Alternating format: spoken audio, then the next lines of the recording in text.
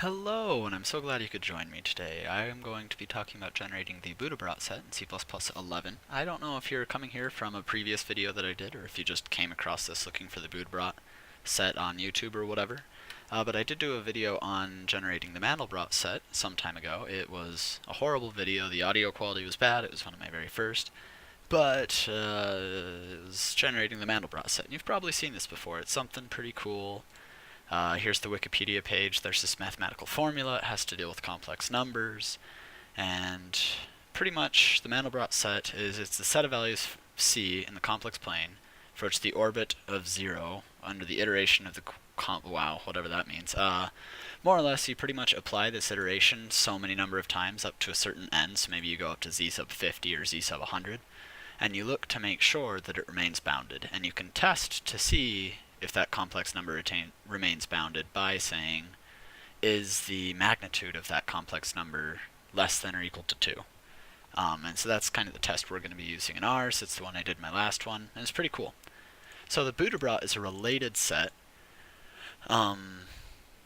and you use the same recurrence relationship, except for you take the opposite points. So whereas the Mandelbrot set you were looking for the points that remained bounded, with the Buddhabrot set you were looking for the points that do not remain bounded. So you're looking for the ones that do escape within that range of z sub 50 or z sub 100 or whatever you pick. For the Buddhabrot, I usually like to pick pretty large numbers like z sub 2000, z sub, here's one for z sub 1,000,000.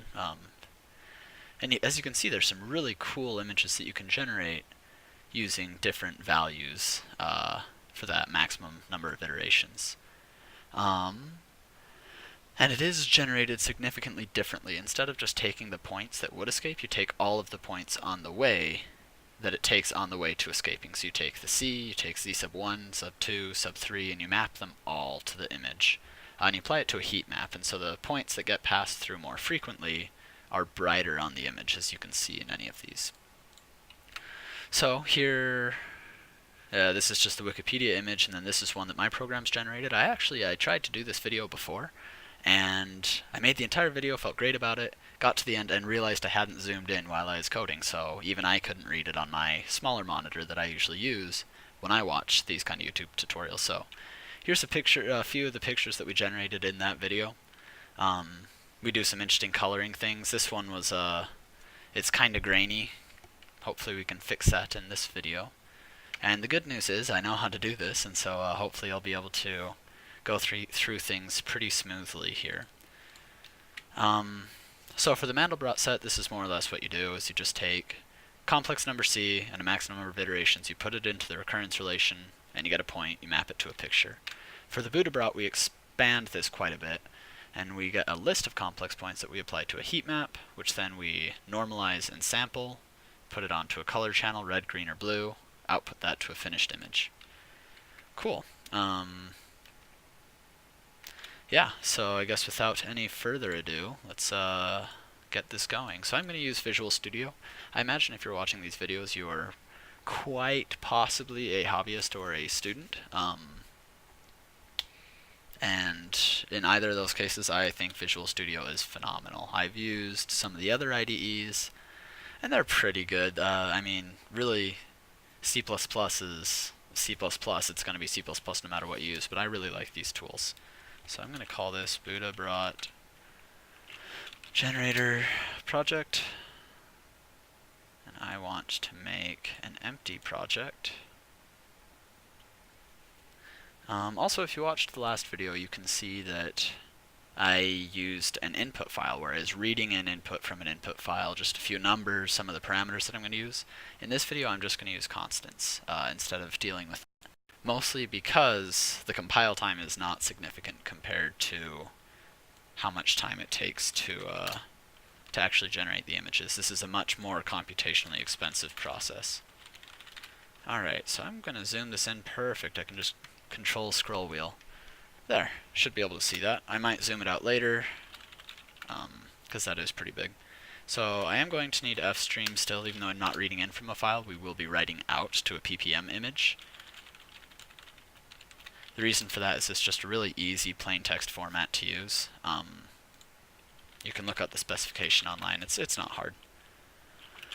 I also do want to time things, so I'm going to use chrono just to see how long everything takes. Vector, because we're going to be using a list of points.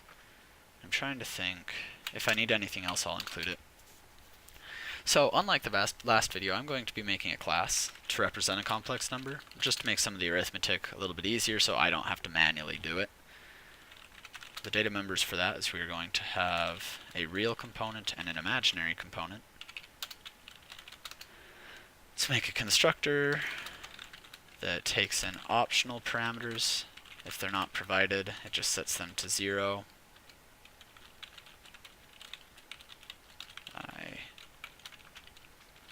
Empty body. You know what? I like that up there better. No, I don't. Get back. Complex. And I'm just going to explicitly say that I want to use the default copy constructor. You don't have to do that. I think C++ by default will do that for you. But I'm going to do it anyways. So what else am I going to need? I'm going to need getters. Double I, const, return I. I am just doing this in the main file because this is going to be a really short class. There's not anything really exciting going to it. Let's see, let's also define our multiplication operator.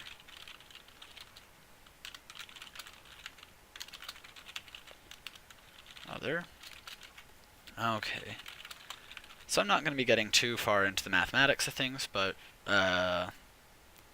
if you take two complex numbers, let's see, I'm just going to write this down to make sure I do it right.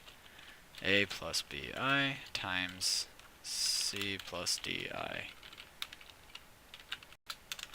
Return, so I need to, for the real component, I need the real components multiplied. Can I not access that? Why can I not access that? Did I mess something up already? No, I did not. Good. Okay, minus I times other dot I, because I squared is -1. Alright, so that's the real component, and the imaginary component is going to be real times other dot imaginary plus imaginary times other dot real. Cool. Sounds good. I'm not gonna be using any tests for this, so I can close the test explorer. Okay, addition is much more simple. I'm just going to return a complex number, r plus other dot r, I plus other dot I. And then the last thing that I want is, I remember that we use the magnitude, so I'm going to make a magnitude function. This also is const. Now, for the true magnitude, the way you find that is you would take the square root of r times r plus I times I. And this is a true magnitude. However, the square root function is a little bit more expensive than I want to do it, and the only time we're going to use the magnitude function, we're comparing to a constant 2. And it's really easy. We can pre-compute the square of 2, which is 4. And so if we just square both sides of that formula, we get square magnitude. Just take out the square root completely. It's just r times r plus I times I. We're going to compare that to 4 instead of 2. So it's just going to make our lives a little bit easier. Alright. Thinking back to the diagram, we are going to need some constants. The first constants is I want... oh dear. How to express this. So let me pull up one of the pictures that I had before. Okay, let's use this one. So the way that we draw this, and this is similar to the Mandelbrot again, is we have some bounded region that we're representing as a picture. You can think of this as being a window to a chunk of the set. And so this lower left corner is the smallest number. I actually think this might be the smallest number. Yeah, so this is the smallest number we represent in the complex plane, and this is the largest number we represent in the complex plane. And if I remember correctly, this axis, the y-axis, has to do with the imaginary numbers, and the x-axis has to do with the real numbers. You know, I'm actually gonna just make sure I got this right by looking at my old code. I'm gonna pull that up over here on my other screen, because I could have that backwards. And if I do have it backwards, it really doesn't make too much of a difference. This image would just be on its side instead of the way that you're looking at it right now. Okay, let's see, and this was my code. Yes, yes, yes. Okay, it looks like the real numbers are on this axis and the imaginary numbers are on this axis, so I was exactly backwards. Yeah, okay.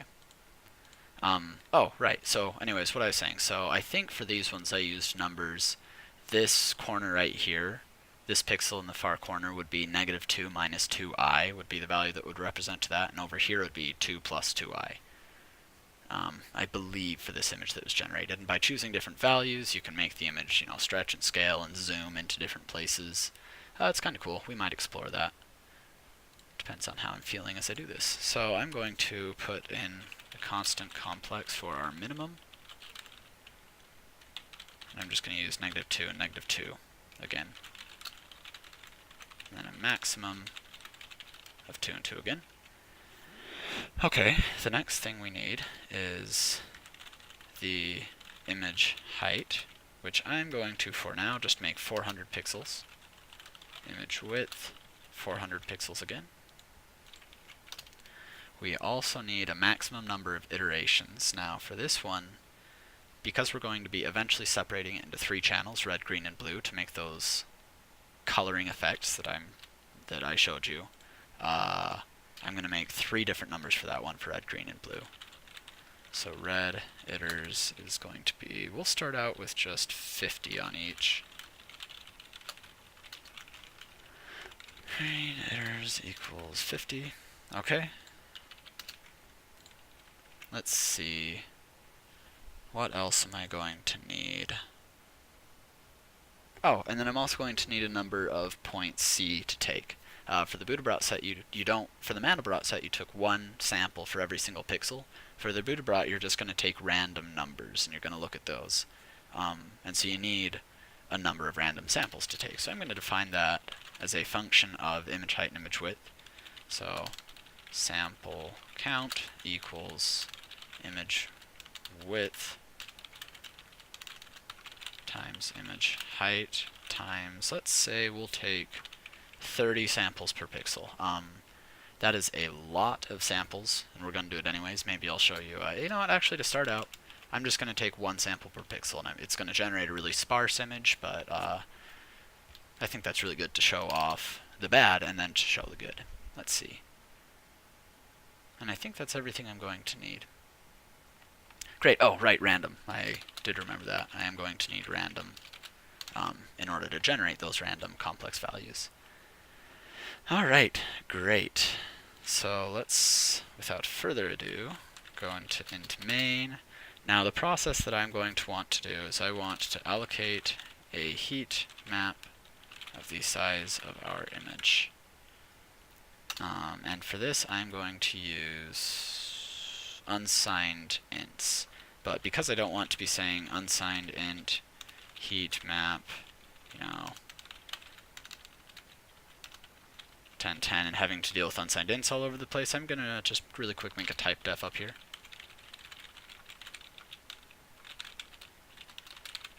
And another thing this will allow me to do is, because we're going to be making quite large images, like for a 1080p image, I want to say that's 2 million pixels, something like that. So it's going to be 2 million of whatever this data type is. It's going to save us quite a little bit of memory if we instead make these shorts. So I may have to end up doing that. So if I put this all in one place where I determine the type, it's going to make our life easier should we decide to do that. So I am going to show you one thing really quick. Exit success. And that is that we cannot use regular arrays for this. So red image. Let's see, if I want to do rows first and then columns, I should do it this way. So if I were to run this right now, so see how this works. And I believe right now it should run without any problems for a 400 by 400 image. I could be wrong.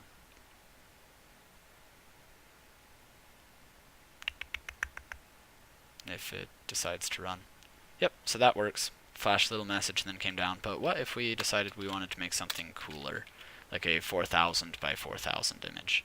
Well, now if we try to run it, it'll start and immediately crash. And the reason for that is when you write a program, you have two different memory spaces that you're working with. You have the stack space and you have the heap space. The stack space is for things like function calls. This is where you're storing all of your temporary variables, your parameters. And apparently, I can't give you a good reason behind this because I haven't looked it up myself, but whenever you make a constant sized array like this, it goes on the stack. We don't have very much room on the stack. We have a lot more room on the heap. And so I'm going to be making an old style double pointer like this.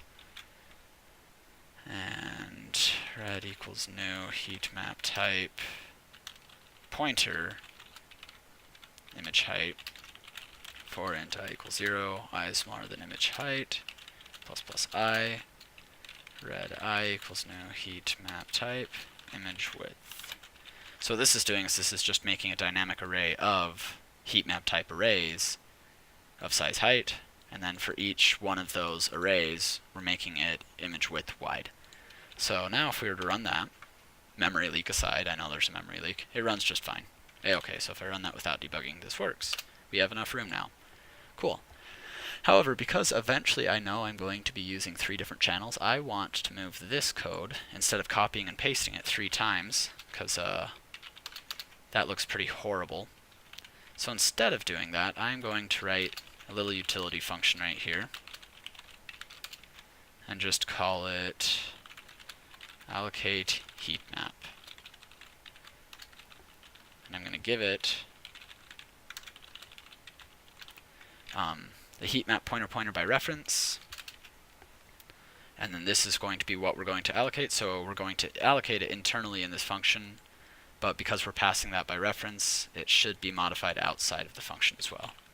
And I'm going to give it width and height. Now, the reason I'm not just using the global constants when I'm going to these external functions is I want main to be the only one that knows about the constants. And really what I could do is I could just define these constants at the top of main. In fact, I am just going to do that. I'm going to change it up a little bit. The reason for that is I want you to be able to modify this code, if you so please, to instead of pulling constants here, to be able to pull it from a file or to pull it from user input or something like that. Okay. Cool. So I'm just going to take this code now. I'm going to put it there. Instead of red, I'm going to say, oh, heat map, height, width, height. Oh, heat map, is this right? Yep, we're good. And then the opposite operation, free heat map type. Map int. And I think for this one we only need height, because we're going to be doing these operations reversed, and the opposite operations we're going to be deleting instead of creating. So yep, yeah, it is height that we need. Height. I am going to be covering various optimizations in this program. This is one of them that really doesn't matter. It's a small optimization, you're getting a small victory, but you're really not saving that much room. So just in case you were curious about why I was doing that, it's more out of habit than out of a desire to make a fast program. Bonus points for if you know, apparently it generates less assembly instructions. I haven't actually gone through and figured that out myself, but oh yeah, right, generates less assembly instructions because this way you don't need to keep track of what the old value of I is before you increment it.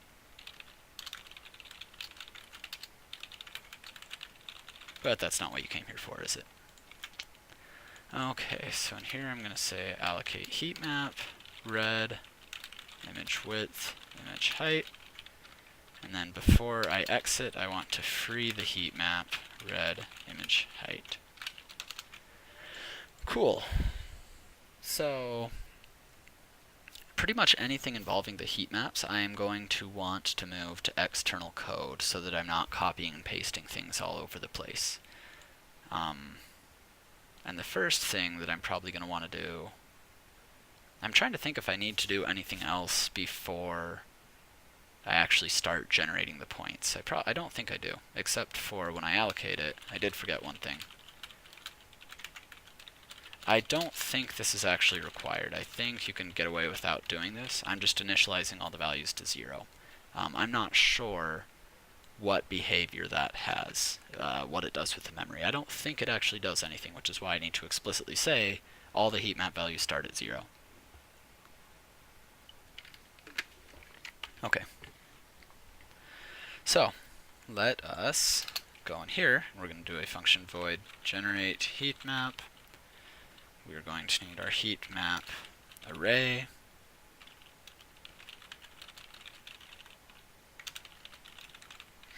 I'm not going to pass that in by reference because we're not actually changing the reference, we're just changing the values inside of it. I'm still going to say O to indicate that we are going to be changing the array. It's not going to remain constant. That's a personal notation choice. Really, I could have inferred that by the fact that I'm not declaring that const or anything. Okay, so we need the heat map, we need the image width, int image height. What else do we need? We need the minimum values on our complex plane, the maximum values on our complex plane. What else did we need for this? Oh yeah, and then we need the iterations and the number of samples. Cool, I think that's it. And here what we're going to do is we are going to collect and samples, each sample get a sample is just a random number C. For each sample, we want to get the list of points as the function escapes to infinity, if it does at all. Map points to the heat map. And then after we've done all that, we want to normalize the heat map. Apply. You know what? We'll do that in a separate function. We don't want to do that right here. So, to collect and sample samples, I'm just going to use a for loop. Int sample index equals 0. Sample index is smaller than n samples. Sample index. And then for each sample, I want to get a list of points as the function escapes to infinity, if it does at all.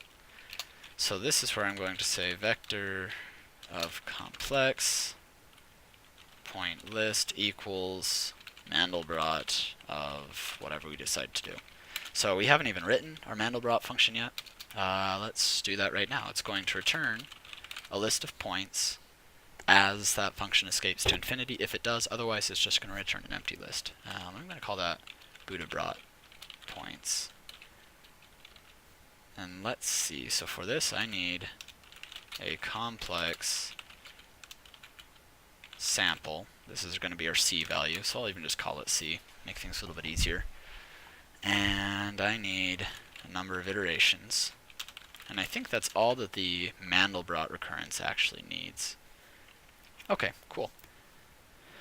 So, I'm going to keep track of how many samples we're on so far, so what our n is, I guess. So n equals 0. And I'm going to go through while n is smaller than number of iterations, and, oops, I suppose I should make our z value here too. Now z sub 0 is 0. And that was defined in the web page if you look at the Mandelbrot set. Yeah, z sub 0 equals 0. Alright, num iterations and z dot square magnitude is smaller than or equal to 2.0. While this is the case, z is going to be z squared plus c. And then n increases. Now, as we go along, we're going to want to keep track of a vector of these complex points that it passes through on its way. So I'm going to denote that like so, vector complex to return. Another one of the optimizations I'm going to throw in here, just that I've seen from my own experience, is a to return, and I believe it's, oh, I don't remember what the name of the function is. IntelliSense has made me so lazy. I seriously don't remember. A reserve, that's what it was. And so what this is doing right here is the way that a vector works is, under the hood, it is just an array that starts off, I want to say it starts off of size 1. I'm not sure. It could start out as size 0. And before you add anything to it, it doesn't have anything in it, so it just says, it says that it's size 0, but really the array that it has under the hood is size 1. It just isn't actually using anything there. So you put in your first number, and it just uses that extra slot. That's great. I'll write that like this. So, say you go in to put another number, it doesn't have room for that anymore. It needs to double the size of the array to put in that second number.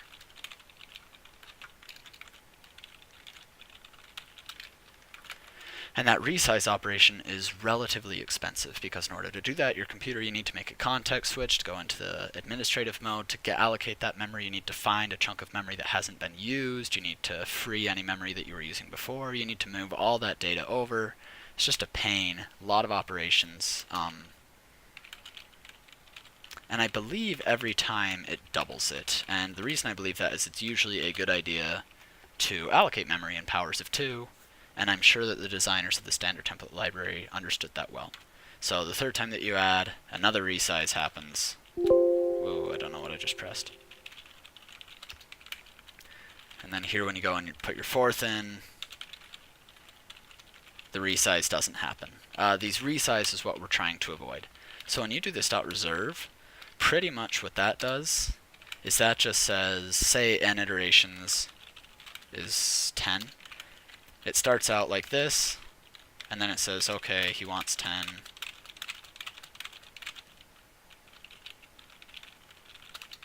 So resize happens. Nope. And then now, every time you go to insert a number, you can insert up to 10 before a resize happens. So you just save yourself a ton of time if you know that it's going to take up some amount of space. And the reason I'm going number of iterations is even if we use a ridiculous number of iterations, like 20,000, this vector is still going to be no more than a couple of megabytes of RAM. And I'm assuming that you're running on a computer that's not super ancient, so you have at least a couple of gigabytes of RAM to work with. If you don't, I would recommend not following this video exactly and instead using a memory technique. If you want to see me go over how to do that, leave me a comment, and maybe I'll make a video about how to do that for generating these super large images. So I'm reserving all that space before I even know that I'm going to need it, just so I can try to save on those resize operations. So with that out of the way, so now I'm just going to add to our list pushback Z. So we are ready to return the points that we have been collecting, but we only want to return it if this point is not in the Mandelbrot set. So if point remains bounded through n iterations, the point is bounded, therefore in the Mandelbrot set, therefore of no interest to us. And we can tell that if we say if n equals the number of iterations, it's in the Mandelbrot set. We're not interested, just ignore it. The way I'm going to handle that is I'm just going to return a vector of complex numbers, like that. It's just empty. Default constructor. Alright, great. So that's going to generate all of our points. So now that we're ready to do that, let's come down here. Vector complex of points is going to be the Mandelbrot function, and this we're going to need the number of iterations, which we already have. That's right here. And we're going to need this sample point. So this is another thing we need to do, is we need to get a random point. Now, in the old days of C++, you would do something like this. You would say double rand Fractal equals rand divided by whatever, and get a random double that way. Now, in C++11, we have this entire suite of random functions that we can use. It's a little bit more complicated, but I'm going to go over that right now. So you need two things. You need, first of all, a random number generator, which for whatever reason is called this MT19937 class, RNG. And then, just like you need to do in the old days, so in the old days it was, I call it the old days like it wasn't just a couple of years ago. Things move so fast in computer science. You used to do something like this. You would seed the random number generator on the current time so that you would get pseudo-random values each time.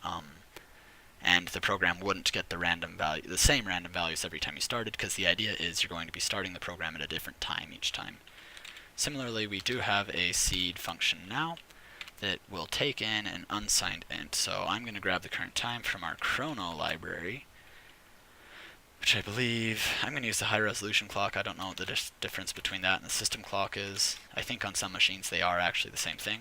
So I'm going to grab current time now dot time sends, however you say that word, epoch, I don't know, count. I don't know what that's returning. I don't know if that's seconds, milliseconds, nanoseconds, could be any of them. Either way, should be different every time. It really doesn't matter to me. It's going to fall within that unsigned int range, hopefully. And if not, it'll overflow and whatever. It'll still be an unsigned int. It's different every time. That's all that's important. Cool. And now the random number generator also, it no longer works as something that just gets random numberator. So like if you look at that, you don't really have any interesting things to work with here. So instead what we have now is we have uniform distributions, and I'm going to use a uniform real distribution, and this represents a distribution of numbers in a range that you give it. So I'm going to say real distribution, and our minimum number is going to be minimum.real, maximum number is going to be maximum.real. And so this represents a uniform distribution from -2 to 2. I'm going to do the same thing for imaginary numbers.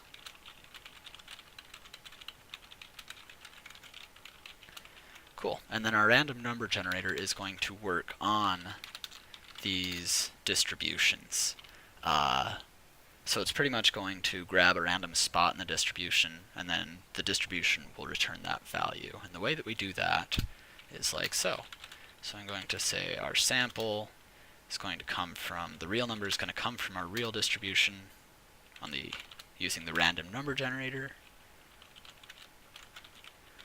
Similarly, the imaginary number is going to come from the imaginary distribution, and this will give us a random number. I like this a whole lot more than the old way of doing things, but I do not like this as much. It's a little bit more complicated. It's more robust though, which is good. The syntax is a little bit hairier. Cool, so now that we have that, let's grab our vector of complex points. Buddhabrot points from our sample over n iterations. So now for every point we want to map that to our heat map. So I'm going to use a for each loop. The way that looks is like so. For each complex, I'm going to pass it by reference, point in points list. And the reason I'm passing all these complex around by reference is just so that we don't have to invoke the copy constructor. Just because copying memory is expensive, and if we can keep it in the same chunk of memory, that means that we can also optimize. Maybe the compiler can just keep it in registers. If it can't keep it in registers, at least it keeps it in the cache, and that's a lot faster than hitting RAM every time. Less cache misses, so just kind of good programming is pass by reference, a lot more efficient. So in order to apply it to the map, we're going to do something like this. We want to say the heat map at some x, let's see, I guess it's which column, so it would actually be y. So the heat map at yx, we increment it by 1. And getting these y and x points, so our picture is going to be expecting a number between 0 and 400 for each of these right now, because our image size is 400 on each axis, but our point is going to be a number most likely between -2, 2. And actually, that's something, let's do that first. So I'll comment that out really quick. First off, I want to make sure that the point is in our range, because it's possible that it's not. Right now, we're using -2 and 2, -2 and 2, so we're always guaranteed that it will be, because that's our exit condition. But say we wanted to zoom in really far into the Buddhabrot image, so instead we were going between the points, you know, maybe -1.5 minus 0.01i to -1.49 plus 0.01i or something like that. This point may fall outside of that value, so let's check for that right now. So we want to say, is the real number component of our point less than or equal to our maximum real, and is the real number greater than or equal to our minimum real? Same for the imaginary components, maximum imaginary, point imaginary, bigger than or equal to minimum, minimum imaginary, and if so, we want to add it to the heat map. Alright, now this number is going to be in the complex number space, and we want to convert it to a row and column. I'm going to do that instead. I'm going to say row col. So we need which row and which column to pull from. So more utility functions. Let's do that really quick.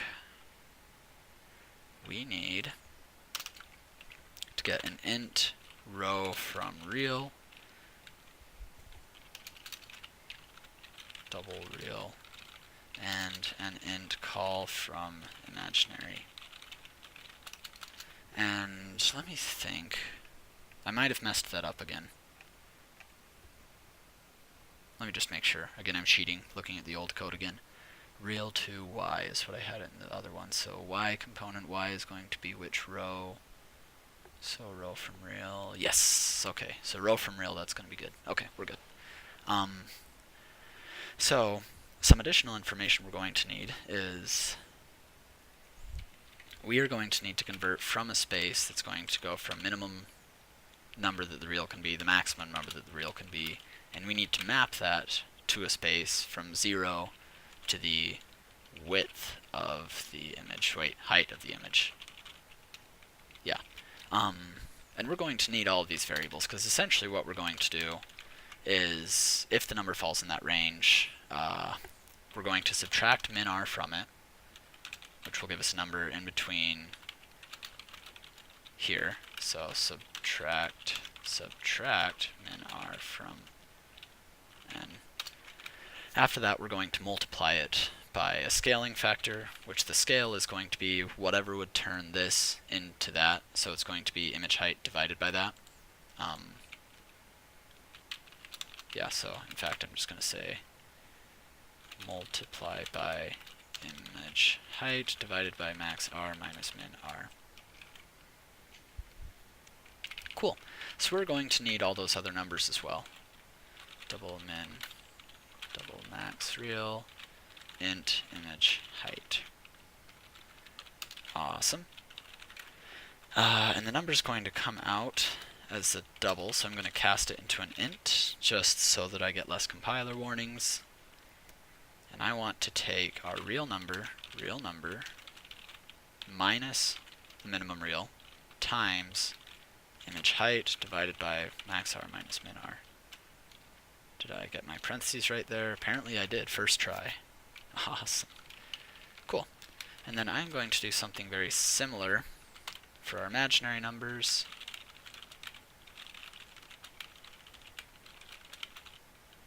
Image width. Why is this suddenly giving me no errors? There should absolutely be all sorts of errors here. Weird. There we go. There's the errors. Cool. Alright, good. And they're showing up in gray, which I guess is good. Yeah, the one complaint I do have about Visual Studio is it makes things too easy, so I use it as a crutch, and I can feel my my performance kind of going down because of that. So let's see. So I want to get the row from real number, and the real number that I have is point.real. Minimum is minimum.real. Maximum.real. Image height is what that wants. Minimum, how about? Call from imaginary point, imaginary minimum, imaginary maximum, imaginary image width. Yes. And then now I'm able to do that. I'm going to add 1 to the column. Alright, great. So one thing, I think actually this is the finish. We are done with the generate heat map, so I could plug it in right now.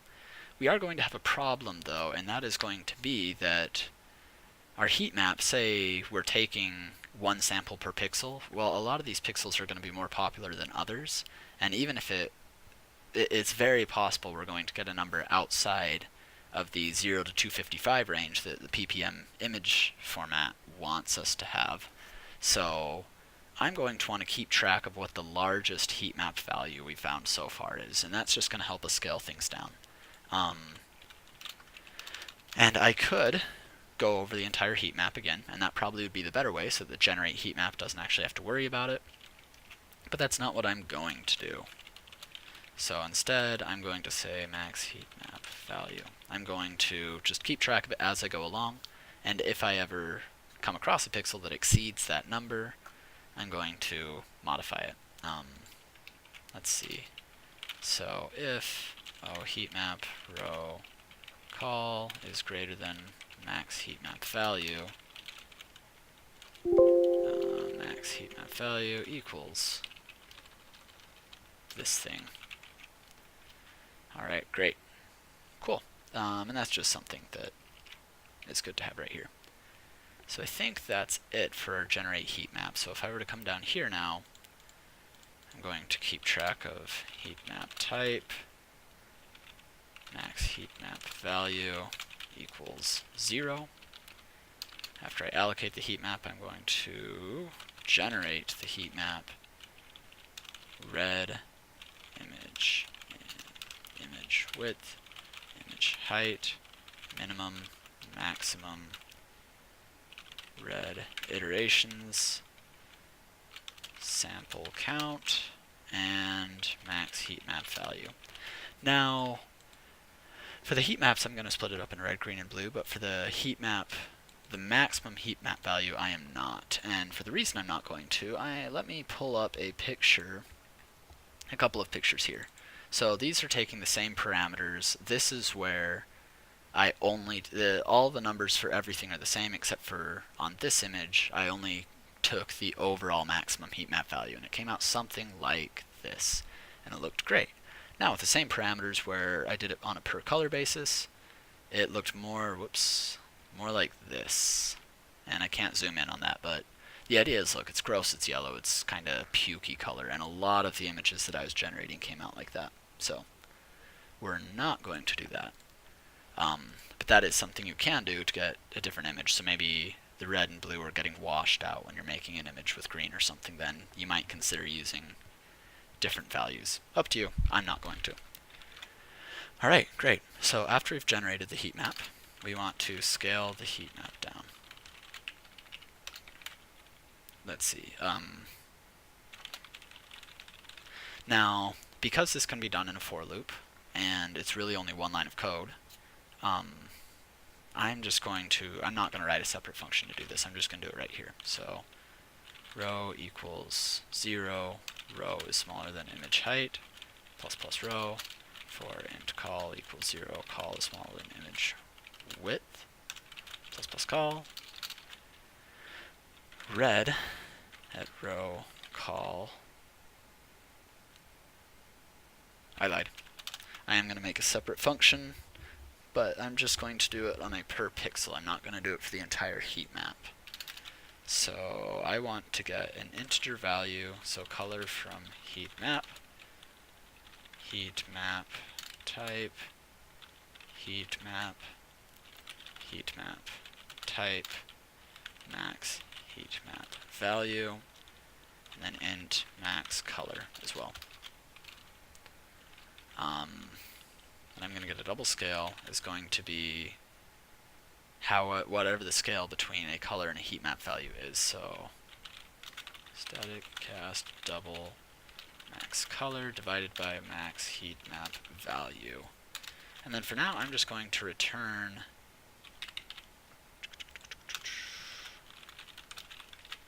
the input value times the scale. Yes, and that should be just fine.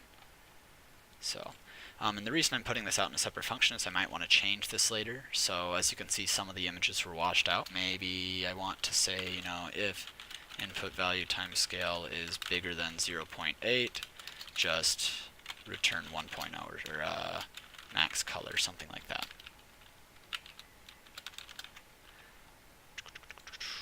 So let's see, red row call equals color from heat map, red row call, max heat map value, and 255 for ppm image. Okay, so after the ppm, after that is all scaled down, now we want to actually export it to a ppm file format image. And I'm going to hope to get this done. I was hoping to keep this video under 50 minutes. I don't think that's going to go because we're just about to hit 46 minutes now. And I am going to move this to a separate for loop, though really I don't have to, do I? I do not. I can do this all in one step. I'm not going to. I'm going to keep it together because the gains just aren't enough by keeping it separate. I conjecture. Maybe they are. Maybe I'll experiment with this after I record this. Okay. So... oh, right. I haven't even opened up the file at all or anything, so... I'm going to open up the file at the very beginning, just in case there's an error opening the file. I don't want to go through all of this work, which, you know, for some of those images that I showed you, it took me 5 or 6 hours to generate those pictures, and they were fairly low resolution, you know, 1080p at best. And so I don't want to go all through that work if I'm not going to be able to output it to the file anyways. So ofstream image out, out.ppm, if not image out, cout could not open image file for writing. Whoops, too used to C#. Press enter to continue. cn.ignore. How about we do an end line up here too? And then return exit failure. Now these are just defined as 1 and exit success is 0, so you're probably used to seeing return 0. I like to avoid using numbers where I can. I mean, I do all over the place still, but just from a readability standpoint, this says, oh, the program failed. It's something easier to see. Let's see, you could not open image for writing, press enter to continue, great. Otherwise, image out, wait. We need to write the ppm header and then write ppm image from heat maps, color maps. So the ppm header, again, if you look at the online ppm documentation, it is the word P3 to say which version of ppm you're using. It is, I have to make sure I'm doing this right as well. I believe it is the width followed by the height. Yes, it is. It is the image width followed by a space and the image height. And then your color density 255, which I think you can change, but I don't know what the constraints on that value are. I just always use 255. Let's see. Oh, and then the writing out is happening here. So I want to output red at row and column, followed by a space. And then for now, I'm just going to do grayscale, so output all 3. And I'm going to separate individual pixels on the same row. So I'm going to separate colors within a pixel by 1 space, pixels within a row by 2 spaces, and then rows within the image by an inline as well. Let's see. And then the last thing I'm going to do is I'm going to keep track of how long it takes to do all this. So at the very top here, immediately after I open the image, I'm going to remember what time it is. So I'm going to say auto start time equals chrono high resolution clock now. Now the reason I'm using auto is because the type on that is going to be a standard chrono time point, standard chrono steady clock, start time, and I really don't feel like writing out that type name every time. Okay. Oh, instead of this works, I'll write something else. And then after I've written to the file and I've freed the memory, I want to record the ending time. So that's going to be chrono high resolution clock now. And you know what? I'm actually going to move this start to before we open up the image as well. I want to time everything. Yeah, and I don't have to do it before my constant declarations because when this is compiled, these lines aren't going to be executed anyways. They're going to be statically done, if I remember correctly. Alright. Just a little message, cout finished generating the image, open in GIMP to view, press enter to exit, and I'll cin.ignore. And then the last thing I'm going to do is I'm going to say how much time elapsed. Time elapsed. And then I have a function. I'm going to cheat.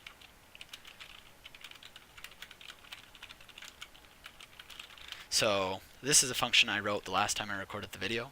And I actually went through it last time. But it's really not important to actually generating the image. So I am just going to copy that over. And not go over it. Oh, right, it needed string stream. I used a string stream in there.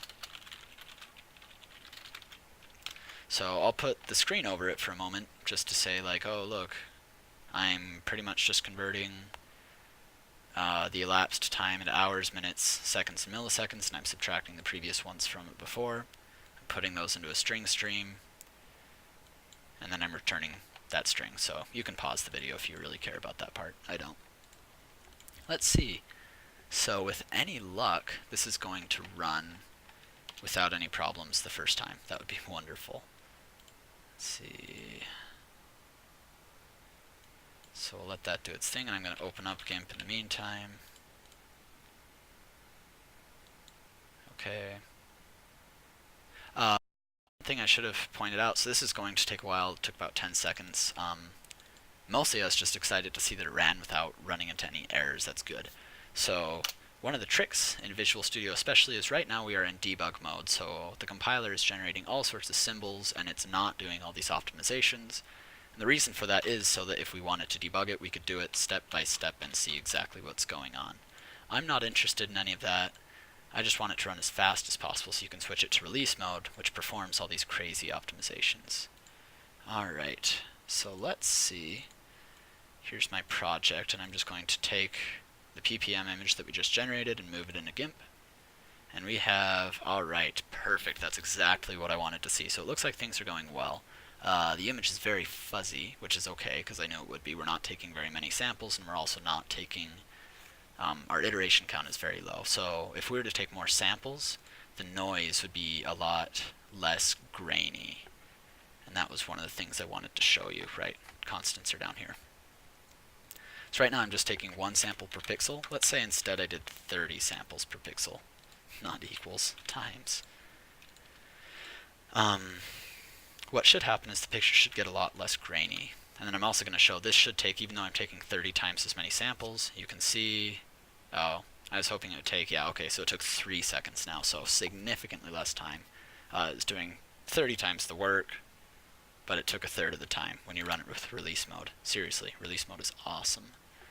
So I'm going to take that new image, move it over, and you can see, so there's old, there's new. Taking more samples gives you a lot more defined of an image. Alright, cool. I'm also going to zoom in just a little bit, and I believe if I want to take off that bottom, that was going to be on the imaginary component, I'd want to move it to 1.5, something like that. So you go ahead and run. 3 seconds, please. Thank you. Let's see.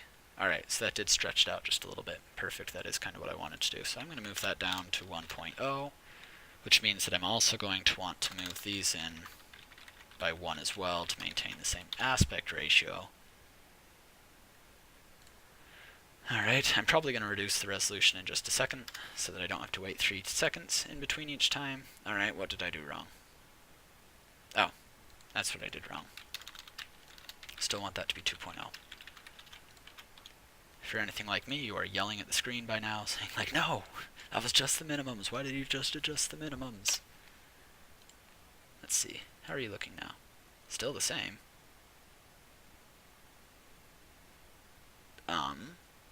That's a problem. Oops. Discard the changes. Negative 2.0 to 1.0, negative 1.5 to 1.5. Still should be centered on the same spot. If it doesn't happen to work this time, I'll just ignore the problem. Yeah, so I'll just go back to 2.0 and 2.0. I don't know where I did the code wrong. Hopefully I leave a little annotation after I find it. So instead, I'm going to do this. I'm going to just make it slightly wider to compensate. Let's just make sure that that runs well. Yep. And alright, looks great. Yep, looks great. Cool. Alright, so now to do the more exciting things, I want to generate it one of those really cool multicolored ones. So let's do that, and it's going to be super fast. I would be surprised if this takes 5 minutes. Red, green, blue. My plan for this video is I really do want to have interesting stuff up until the very last second of the video. I don't want to like spend a long time going, oh yeah, wasn't that cool, ha ha ha, look at what we did. Alright, let's see, red, green, blue, output red, green, blue, and then free for red, green, and blue. Really we don't need to free it because the program ends right there, so it'll be freed anyways. Alright, so that's going to take 3 times as long to finish as the one that we had before. But what should happen, oh, and actually it's going to be really boring right now. It's just going to, you might see little scraps of color here and there because I did the same number of iterations for each one. So that's going to be really boring. Yeah, so slightly less fuzzy, and now you can see that the noise has red, green, and blue values to it. Woo. So the real excitement comes in, I am going to shrink this image down by a little bit. By a factor of 2, just so I can show off. So actually, let's just run that really quickly so I can get something of the same size so it's easy to compare. 2.5 or whatever seconds that was, I can do that. Okay, so this is what it looks like with 50 iterations. Let's go to 500 iterations. This is going to take 10 times as long. Well, maybe it won't take quite 10 times as long. It might take up to 10 times as long. No, not even close. Well, I really suck at guessing. So you can see that the image just got a lot sharper. So here's at 50 iterations, 500, 50, 500. So it gets a lot sharper. So the idea is you want your background colors to have a small number of iterations. So let's go with a blue background. We'll give that one like 30 iterations. Blue background, not red background. And then maybe in the middle we'll have like a red layer, and that maybe is 100 iterations. And then green, let's do really sharply defined green, so 2,500 iterations for that. Let's run this. I'm gonna grab a sip of water.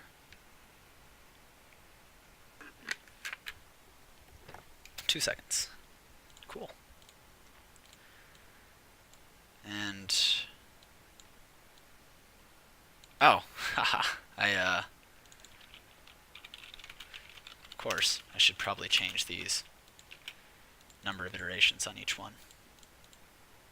I knew I was going to miss something. I was going through that entirely too fast. Okay. So let's undo that last thing we just did so that we keep it on this old one. 7 seconds, that's a lot closer to home.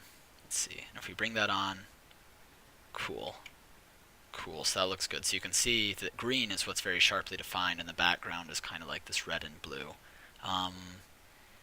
And they're a lot more washed out because green is obviously going to have more of a pull with it, and we can reduce that